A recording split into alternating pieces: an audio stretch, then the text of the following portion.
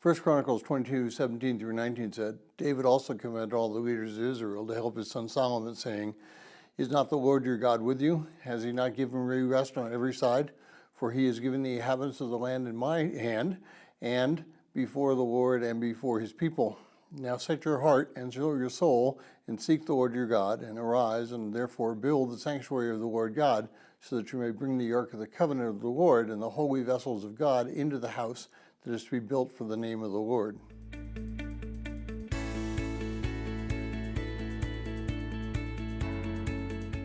Well, if you're joining us in reading through this 90-day reading plan, today's reading is 1 Chronicles 22, and I encourage you to read that passage. Well, what will your children see as your legacy? What will the people around you see as your legacy? And finally, what do you see as your legacy? I think that all three of those questions should be exactly the same answer. If you have a vision and you have goals, others should see that vision and goals through you. This is exactly what David did. His vision was to build a house for God. Now, it was clear that it was not his job to do it, but that didn't stop him from planning it. That didn't stop him from preparing all the materials necessary, and that did not stop him reasoning about why he was doing what he was doing. He viewed Solomon, at this point in his life, as young and inexperienced. He would not have had all the resources that David had because of his age and his experience. Each one of us should desire to leave a legacy to our children.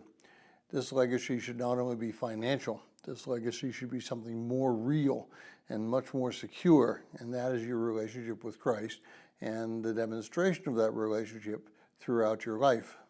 Now, I don't come from a family of Christians. There were some Christians in my background, but that was way back in the 1850s and 60s. So Tony and I made a point to give each one of our children something different than we had to grasp onto. With all of our children, there was never a time when they did not know about Christ. Now, I'm sure if you asked each one of them, they would say that God was always a part of their lives, even though they had not placed their trust in Him until later on. Our Christian world is falling apart, not because God has changed, but because we have changed. As a general rule, we have not taught our children by example and by words exactly what the relationship with Christ is all about. The longer we continue down the same path, the worse it will become.